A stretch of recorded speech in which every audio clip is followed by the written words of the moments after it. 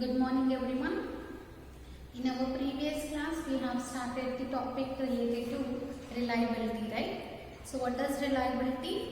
The probability that a device or a component will be working properly, that means there will be no failure to the product until a given period of time.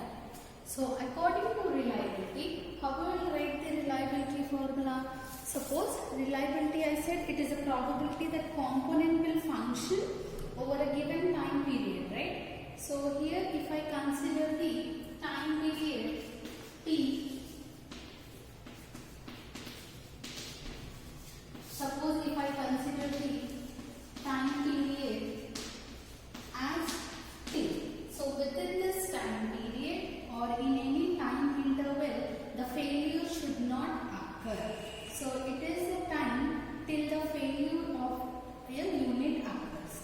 So then the probability that it will not fail is given as, generally the reliability is given as, probability it will not fail means the reliability R of T is given as R of T equals to the probability of what? T greater than or equals to T. So when it will fail, if the time is greater than T, up to T it will be working properly, right? So this can be written as R of T equals to probability of T greater than T can be written as 1 minus probability of T less than or equals to T. Here you have probability of T less than or equals to T. That means it is a cumulative probability. So cumulative probability means it is the distribution function, right? So R of T equals to 1 minus, this can be written as F of T. So this is the reliability formula. So where F of T can be written as F of T equals to 1 minus R of T. So if you observe here, reliability is a function of time always. So whether you write R of T equals to 1 minus F of T or F of T equals to 1 minus R of T, it is always a function of time. Now we will see the different definitions in reliability. So all these definitions are important for short answers. So first coming to the failure density.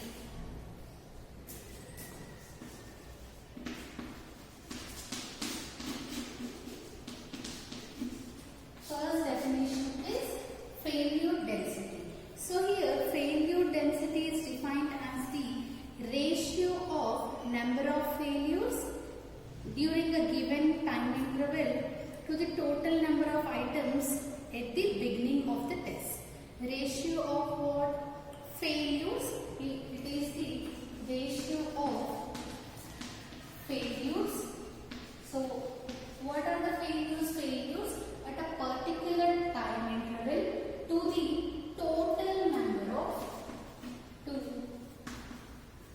total number of how many units are there?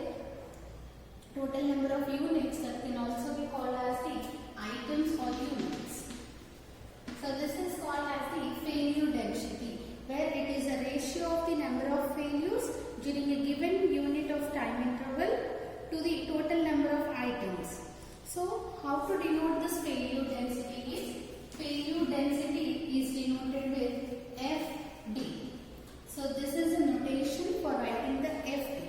So how to write the FD formula means, so I am considering the series of tests conducted under certain condition. Suppose there are n components. Suppose there are n number of components. So in the any project you can consider n number of components, and n is also known as total initial population. This total there are n components means it is the initial population.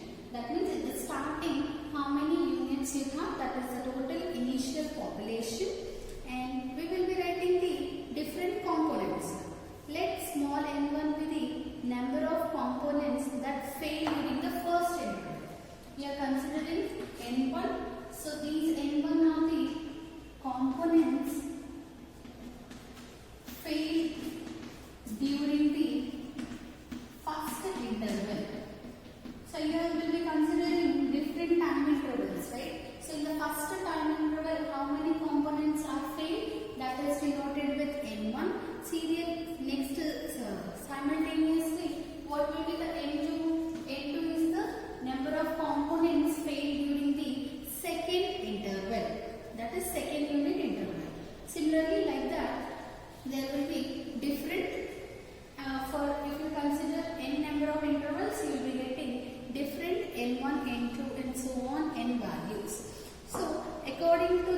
failure density formula. So failure density of first interval. Failure density of first interval. So what is the failure density definition actually? It is the ratio of number of failures to the total number of items. So in the first interval, how many components we are considering as failure? Small n1, right? And how we will be denoting the failure density? Fd. Here we are writing for the first time interval. So you will be writing as Fd1 equals to ratio of what? Number of failures. How many failures you have in the first interval? Small n1 divided by the total number of components. Total how many components we have? That is capital N. So this is the failure density of the first interval. Similarly, what will be the failure density of second interval? Fd2 equals to small n2 by capital N. Like that, you can write up to the ith interval. If you consider the ith interval, you will be getting Fdi equals to, you will be having Ni components fail divided by total number of components, that is capital N. Now, suppose if L is the last interval, how you can write? Suppose there are only L intervals. FDL, L is the last interval, we will be getting Ni capital N. So this is a failure density function. So if FDL, we add this all. If we add all the failure densities right from the first interval to last interval, what will get? What is the first interval? That is Fd1 plus Fd2 plus so on plus what is the last value we have? Fdl. So add all the values. Fdl. What is Fd1 value? N1 by small n plus N2 by capital N plus so on plus up to Ni by capital N. So here 1 by n will be constant. So 1 by n into, you will be having N1 plus N2 plus Ni up to so on Ln. So total L intervals, so you will be having L failure different components. So if you add all the failure components, obviously it is equals to the total, that is capital N. So you will be getting capital N by n equals to 1. So this is the, hence the sum of the values of the failure densities will be always 1. So this is about the failure density. Next we will study about the failure rate or hazard rate. Next, coming to the second definition is failure rate or the hazard rate. So you can call it as either failure rate or the hazard rate. So this failure rate is defined as the ratio of number of failures during a particular unit interval to the average population during that interval. So it is a ratio of what? Ratio of the first in the numerator we will get number of failures, ratio of number of failures during that particular interval. Suppose you are considering any ith interval. So during that interval, how many failures you are having to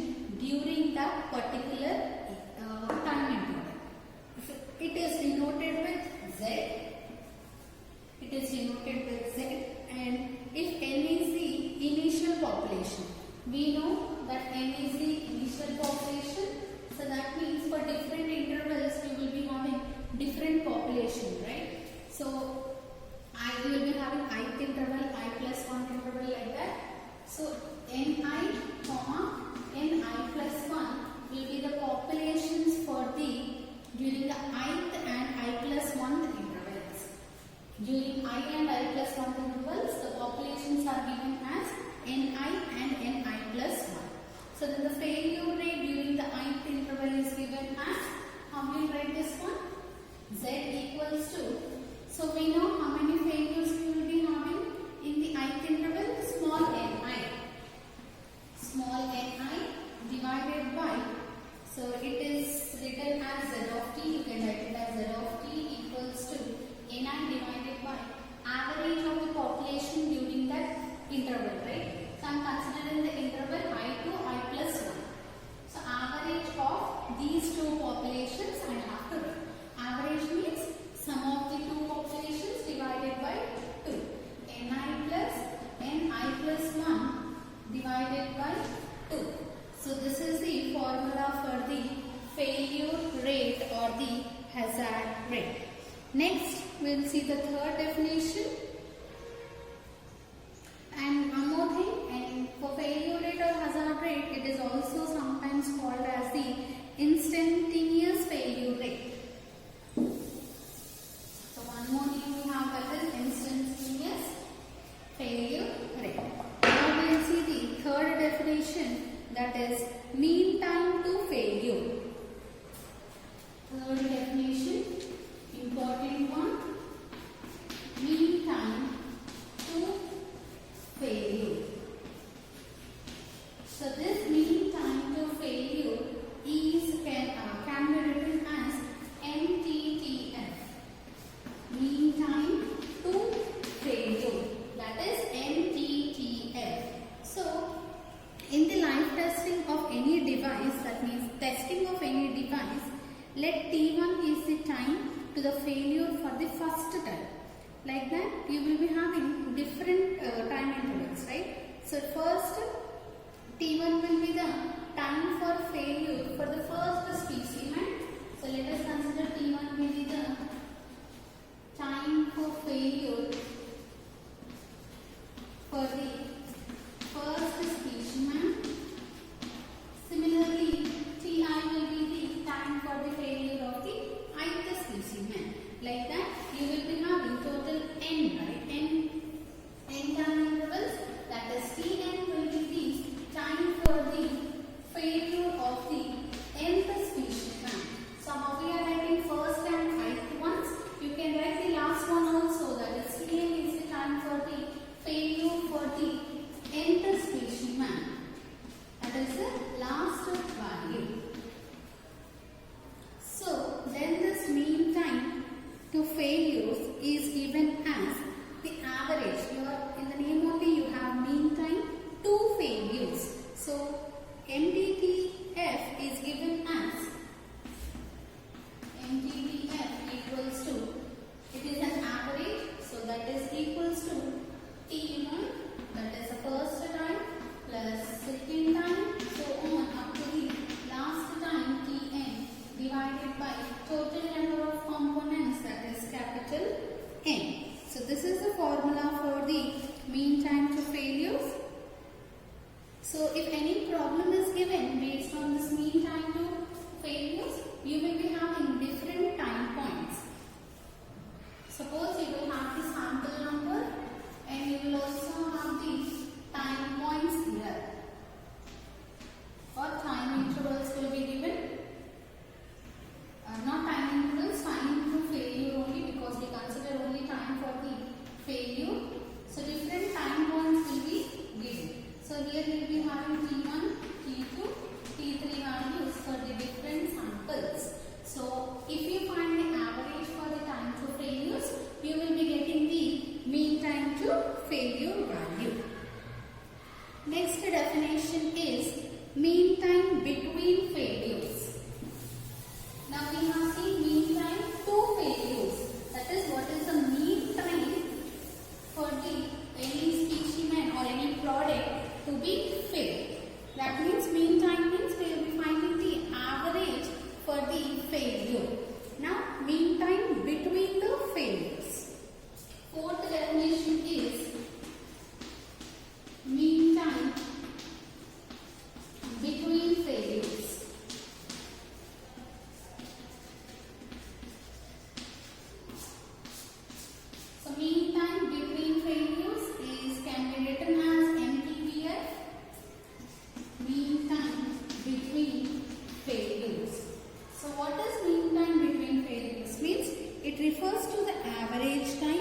of the breakdown unit, the device is beyond repair. So beyond the repair, what is the average breakdown time can be known by using the mean time between failures.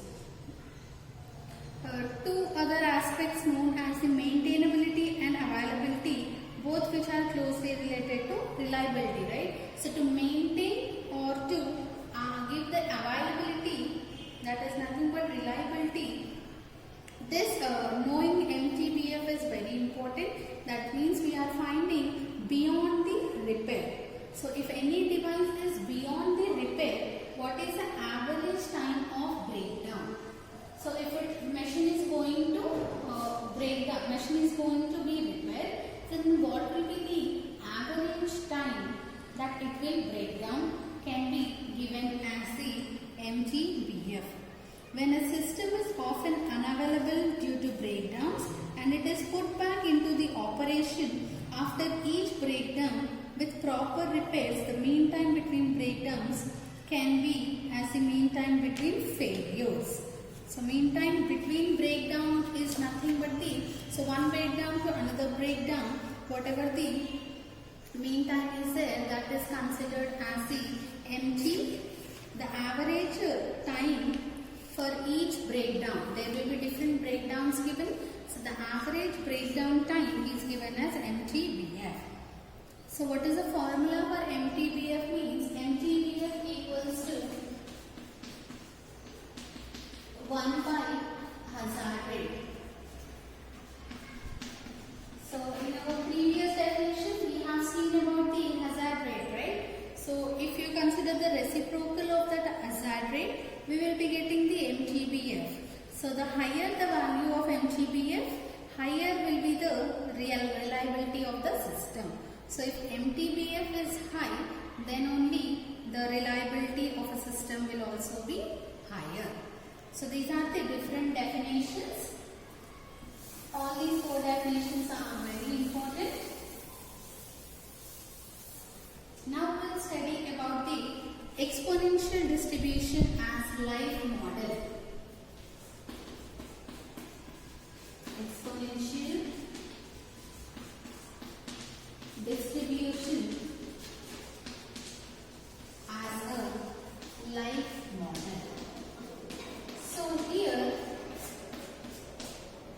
we are studying about reliability, that means we are studying about the failures. So always for the failures we will be using the exponential distribution, right? So at a particular time, because exponential distribution always deals with the number of instances in a particular time interval. So in that particular time interval, how many instances occurred will be given by the exponential distribution. So it is in the life testing research, the simple and most widely used distribution is the exponential distribution only. So if we consider parameter lambda, so what is the probability function? Probability function of the exponential distribution given as, that is f of x comma, the parameter is lambda, equals to, what is the general PDF for exponential distribution? If we have seen with the parameter theta, right? That is theta into e power minus theta x. Here the parameter is lambda, you will be writing lambda into e power minus lambda x. You can use either lambda or theta. Here I am using lambda. You can even use the theta also. So where lambda value is greater than 0, we know that one. Always the parameter value is greater than 0 and x values are greater than or equals to 0 because x ranges from 0 to infinity. So what is the mean for the exponential distribution? 1 by theta, right? So here I consider the lambda. So here 1 by lambda will be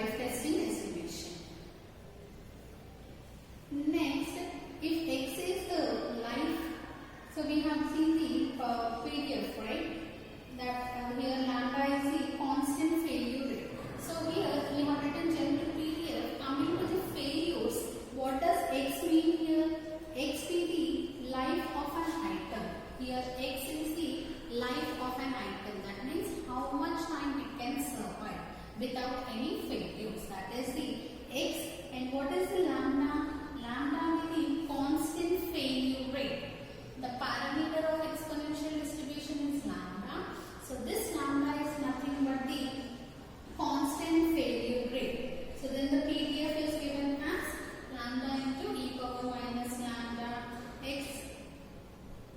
This is, you keep it as equation 1. Now coming to some assumptions. So the assumptions for the exponential distribution for using as a life model in this life testing. What are the different assumptions we'll see? First one is the failure of an item in a given time interval depends on the failure depends on the time interval.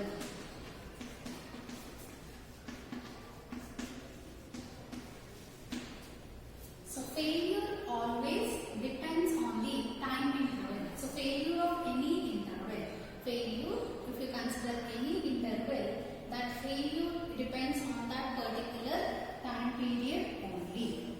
Then the probability of failure at t equals to 0, the moment the test started is 0. So if you consider the failure at t equals to 0, then the moment the test started is also 0. Next is, suppose the probability that time will fail in the time interval. Suppose you consider the time interval t comma t plus h. So in this particular interval, if you suppose the time will fail in this time interval, this is proportional to this time interval.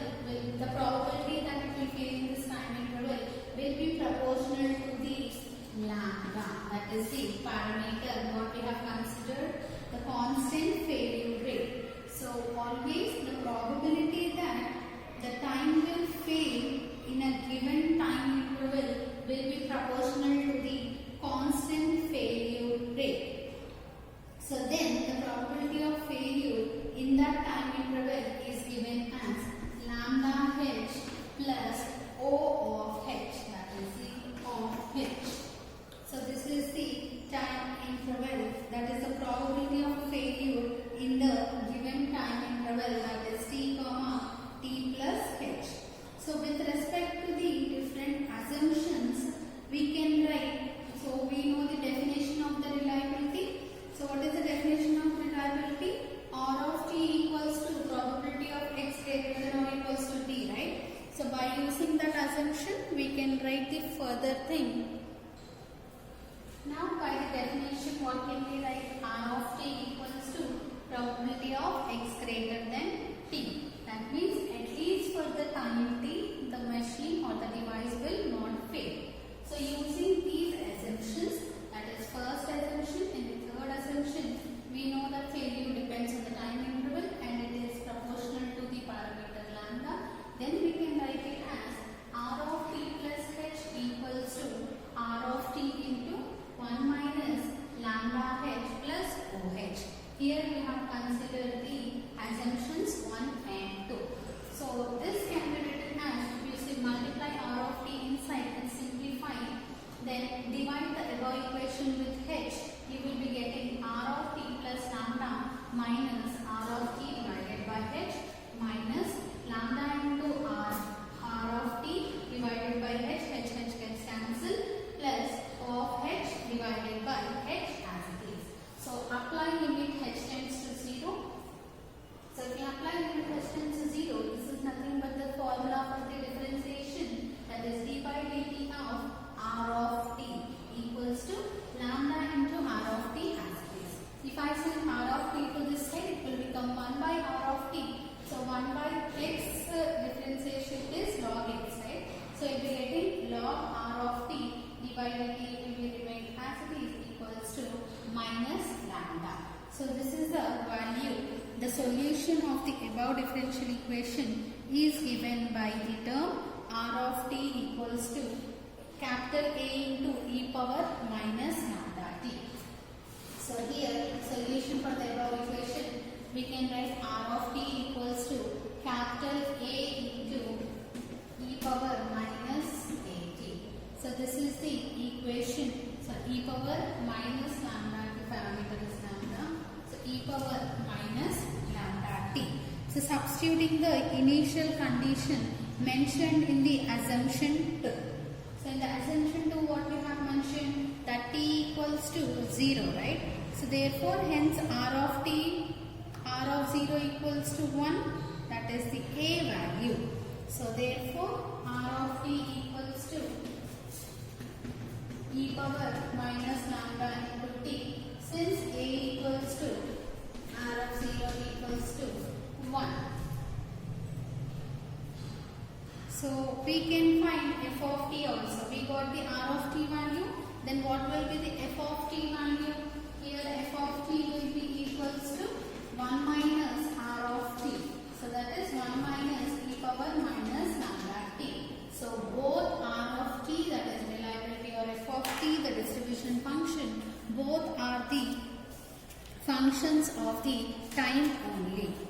So this is about the exponential distribution as life model. That means how we are using the exponential distribution in the life testing process. So we'll continue in the next class.